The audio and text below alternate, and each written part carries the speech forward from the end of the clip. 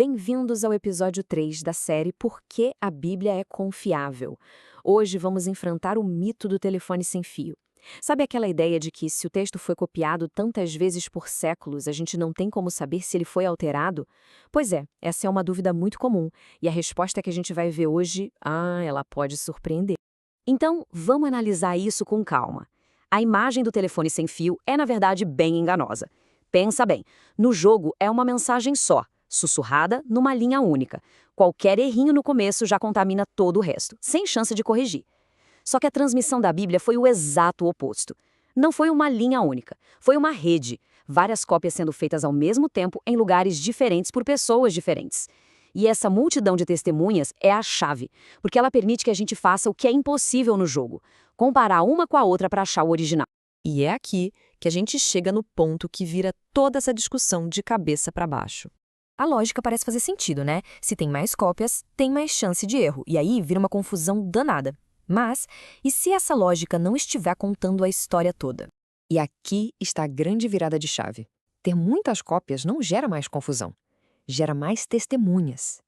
Pensa comigo, se a gente tem dezenas de cópias de um mesmo documento antigo, a gente pode colocar todas lado a lado, ver aonde um copista errou uma letra e assim reconstruir o texto original com uma confiança muito, mas muito maior.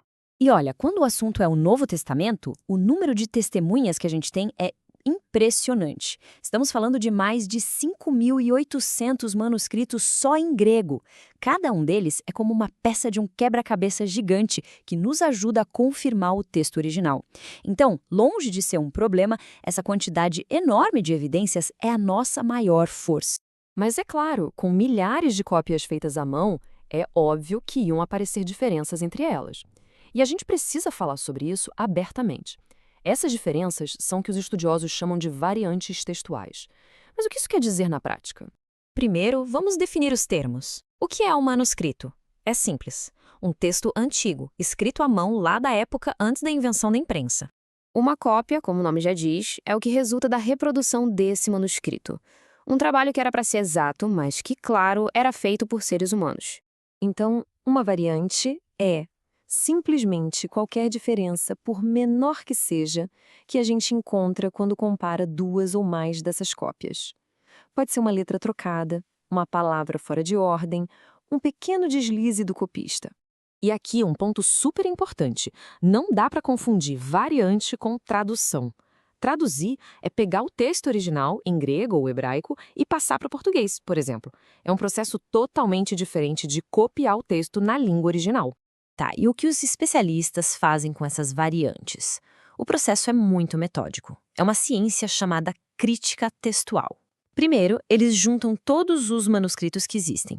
Depois, comparam um com o outro, linha por linha, para achar as diferenças. E, por fim, usam regras bem rigorosas para descobrir qual era a leitura mais antiga e mais provável do texto original.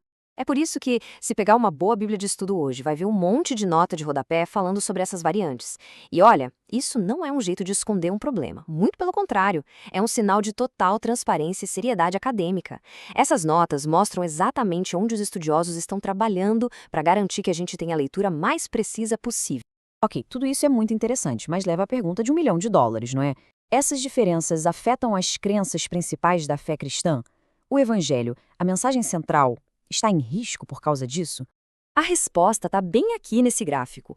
A imensa maioria das variantes, a fatia gigante do bolo, são coisas como erros de ortografia ou palavras trocadas de lugar, que não mudam em nada o sentido.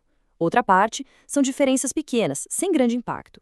As variantes que realmente fazem a gente pensar são uma fração minúscula e o mais importante de tudo, nenhuma doutrina central da fé, quem é Jesus, como funciona a salvação, nada disso depende de um trecho que tem alguma variante significativa.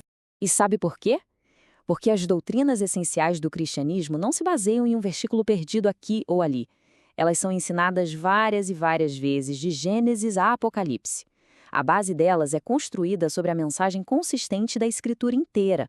A fundação é larga e muito, muito sólida. Então, a gente viu que a evidência da história e dos textos nos dá uma base muito firme para confiar na Bíblia.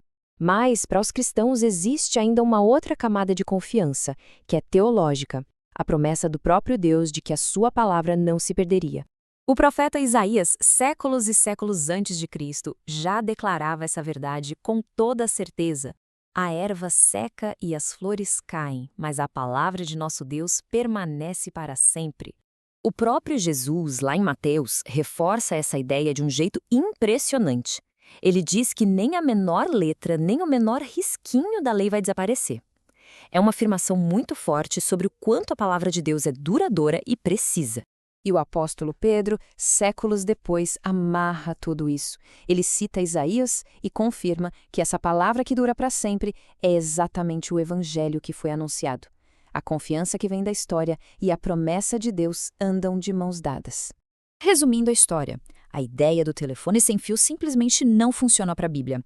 O que a gente tem, na verdade, é uma rede gigantesca de testemunhas que, depois de um trabalho cuidadoso de comparação, nos dá uma confiança enorme no texto que lemos hoje. Mas, claro, isso já puxa uma outra pergunta. No episódio 4, a pergunta muda. Temos o texto certo, mas será que temos os livros certos? Vamos falar sobre o cânon.